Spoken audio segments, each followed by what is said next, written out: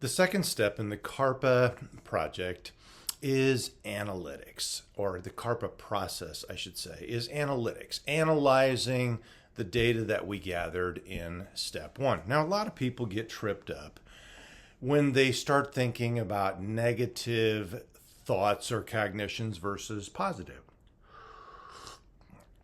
Because many people have this impression that negative thoughts are bad thoughts, that applies to thoughts like, I hate myself, or I'm such a loser. Now, those are obviously negative thoughts and bad thoughts, right?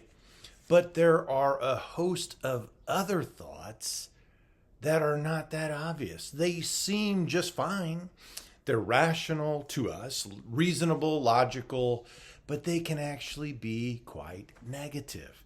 And they're negative in the sense that they keep the individual stuck at status quo, stuck in their emotions, stuck in their behaviors, stuck in their ultimately lives, right? Now, in medicine and science and psychology, negative does not mean bad. From the biological, psychological, and scientific perspective, the use of negative just means nothing changed, status quo, or in psychology or biology, homeostasis. So negative means anything that doesn't change, right? Positive always means moving away from status quo. It can be in either direction, but positive just means moving away. Now, a good example of negative, or what we call a negative feedback loop, is a thermostat. When the thermostat senses that something is moving too far away from the set point, then the negative feedback loop kicks on and moves it back to the set point. Now, the same thing happens for cognitions.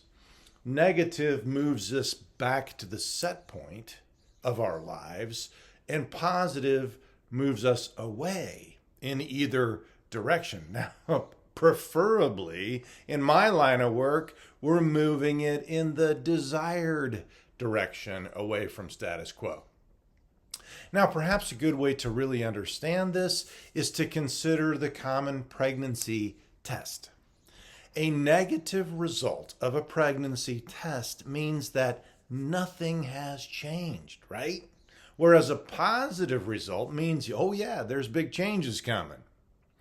Now, if you are a set of parents who have been hoping and praying for a child and perhaps doing in vitro kind of fertilization, a positive change is an awesome thing, right?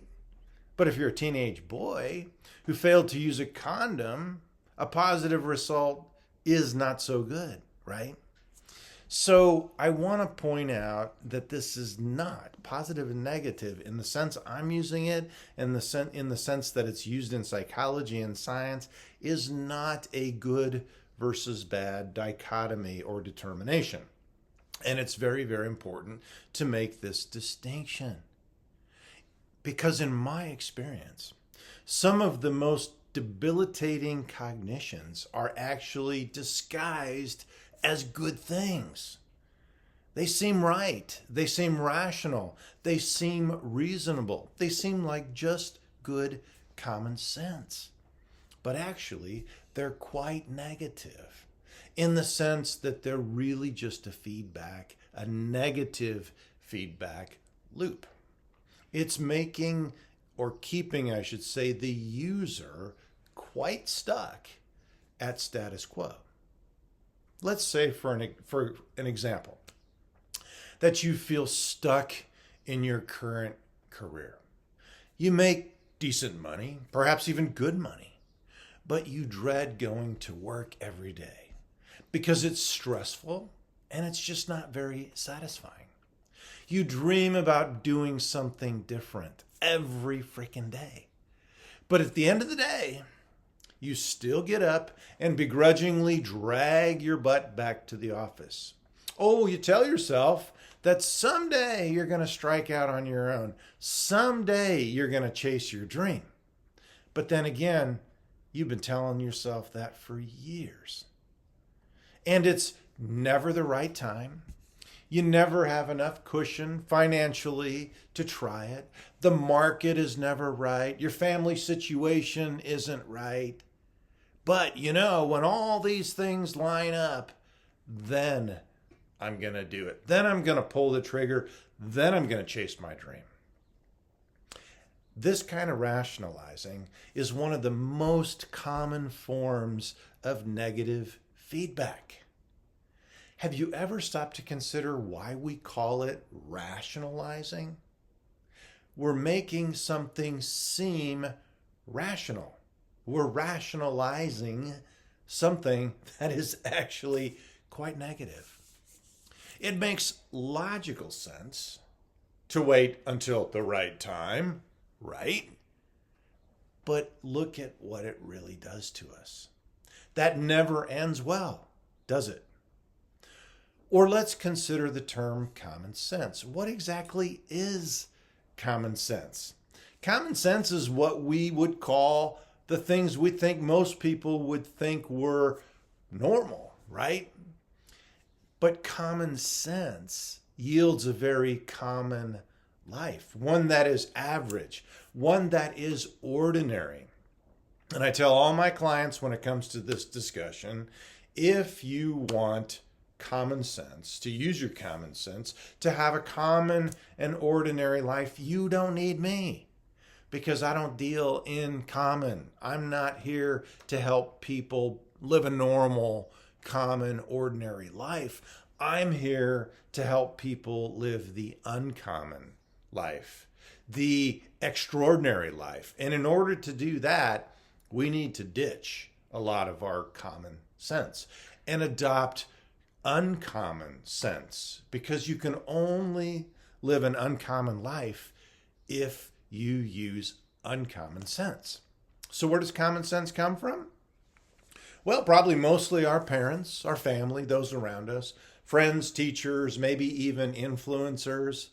Most times we've just accepted it as truth without ever stopping to consider its validity. But oftentimes our common sense has zero validity. Let me give you an example.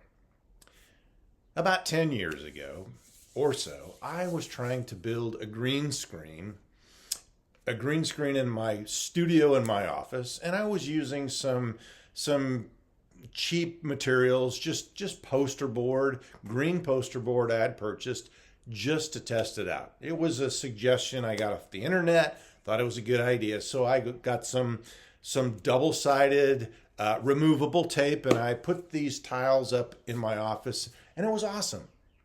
And it worked really well. And I was super excited the next day to come back and use my green screen studio. Lo and behold, some of the tiles had fallen down. Some of the poster boards had fallen down, and one of them had ripped in the act of falling. So I taped it back up as best I could, tried to get them back in place, and it probably was just fine, but I could notice that tear in the middle. It seemed like an eyesore. So instead of leaving it like it is, which probably would have been just fine, I had a bright idea. I went and found a green marker, and I tried to touch it up with that green fluorescent marker. Now it looked horrible. What was not that noticeable probably before was now very noticeable. Now it just so happened that I had to stop in that moment to go and see a client. And as I was trying to focus on this client, I kept hearing my dad's voice in my head. And he was saying, "You should have left well enough alone. You should have quit while you were ahead." See, I was the kind of kid who would always take things to the next level. And many times I would break something in the process. I would be taking something apart. I would take it too far. and I would break it or ruin it. And my dad would always be quick to say, you should have left well enough alone. You should have quit while you were ahead. And in that moment, that's what I was feeling. I should have left well enough alone. I should have quit while I was ahead. And it was creating a lot of anxiety for me. And all of a sudden, I realized something. Those two thoughts are actually quite negative, because in my life, I have never been successful by leaving well enough alone or quitting while I'm ahead. You don't achieve success, not the kind of success I'm after, if you quit while you're ahead or if you leave well enough alone. Well, first and foremost, you never quit. Quit is not a part of getting the kind of success I want to have. And you certainly don't leave well enough alone. My practice has been built on not leaving well enough alone. But I realized in that moment that those thoughts had taken up residence in my mind as common sense, as truth, even though for my purposes in life, they have absolutely no validity. Well, at that point, when I realized that by actually doing this analysis myself, I knew I had to fix those thoughts. I'm not going to get into the revision and ultimately the practice right here, which are the next two steps, but those thoughts had to go. And they did go. I won't let those thoughts enter my mind again. They are replaced with, you never ever leave well enough alone. You never ever quit. Sure, there are going to be times when that kind of strategy winds up in something broken or a green screen that is now worse off than where it was before I tried to fix it. But that happens a small percentage of the time, say 10% of the time. So 90% of the time, pushing past well enough, never leaving it alone, and never, ever, ever quitting gets me where I want to go. Will I take the 10%? That's probably being a bit generous, where I'm going to break something and ruin it. I'll take that all day long, every day, twice on Sunday, because that's how I roll. That's an example of how these common sensical phrases, ideas, beliefs, sayings get into our subconscious, and I had never stopped to question them until that particular day. And that's what we're doing in the analytical piece here. When it comes to analytics, the analyzing portion of my process, one of my favorite ways to analyze our cognitions is what I call probability determinations. Now, in the first portion of this, in step one, which is the capturing part, I told my story about a client who doesn't show up for an appointment and how my thinking can spiral down all the way to catastrophe, to having to close my office and having to find a different profession.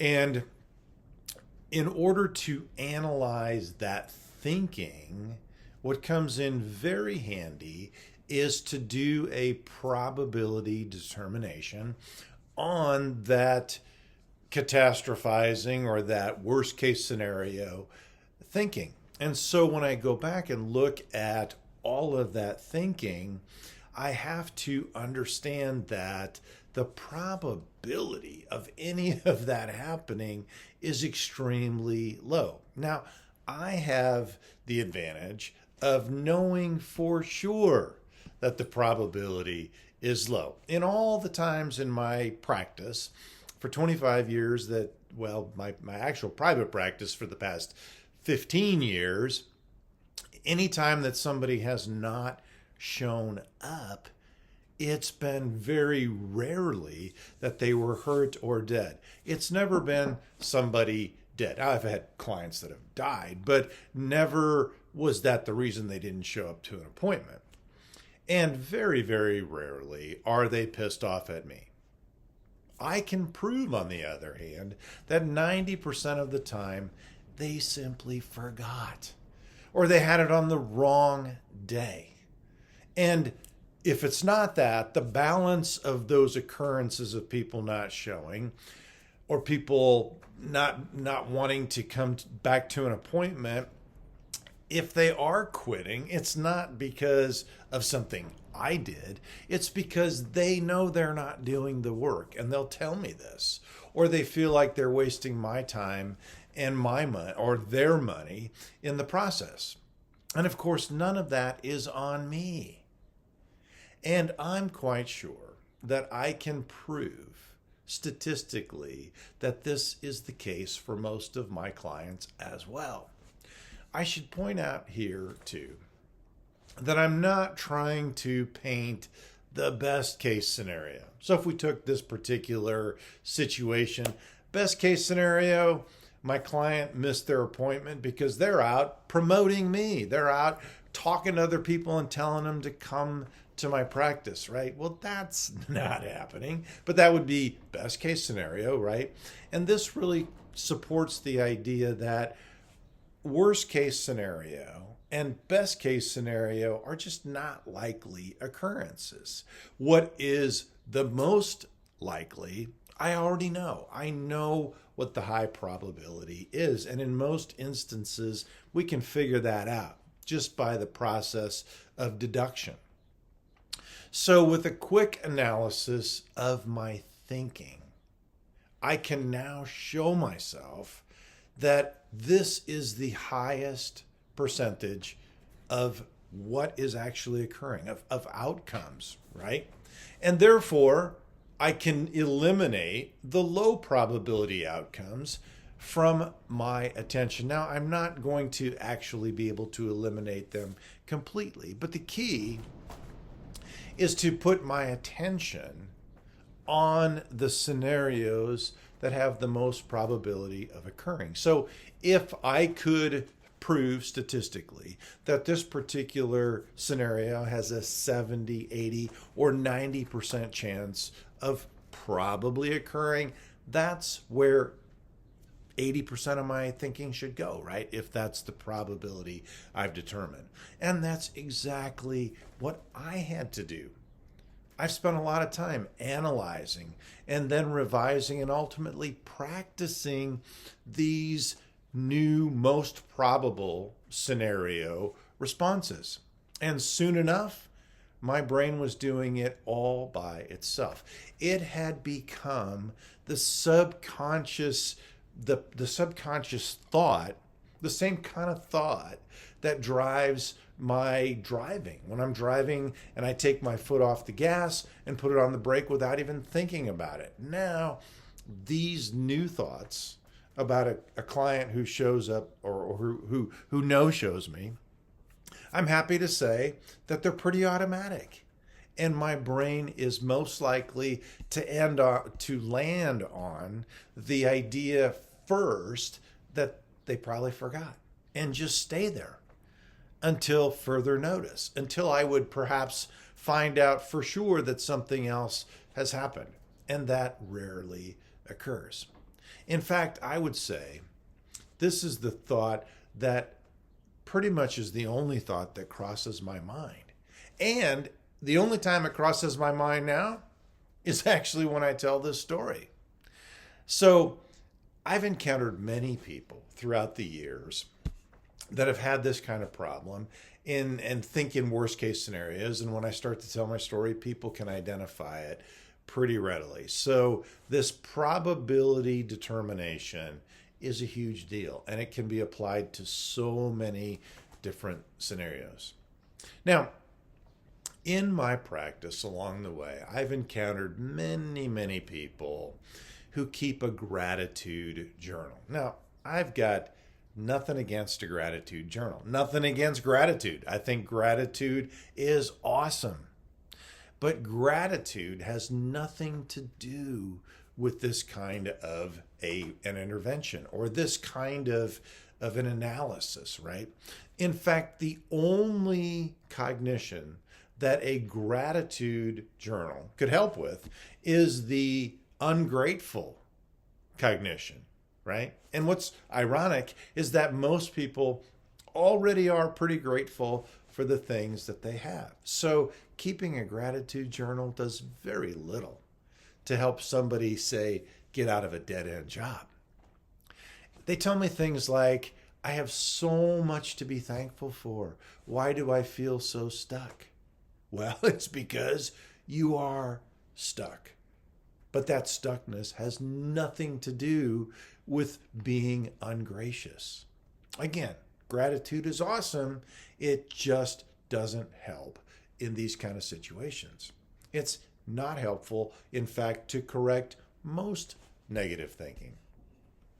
So, in conclusion, as far as analytics go, this is just a short narrative or a small sampling of things we can do that's just really scratching the surface. There are hundreds, at least dozens, but perhaps hundreds of cognitive distortions that can be analyzed and revised. I've picked several scenarios and strategies that I think are very common, perhaps the most common. The fact of the matter is, though, that each person's negative thought profile, I call it their cognitive profile, is as unique to them as fingerprints or teeth impressions. There are no two cognitive profiles that are exactly alike. And I tell all my clients, this is where I come into the picture. This is where I can be most useful. I can't help you too much with step one, the capturing part, except to show you how to do it and encourage you to do it. But here in step two, and then again in step three, the revision piece, the analytics, the analyzing and revising, my experience and my expertise are huge. I have seen so much in the last 25 years.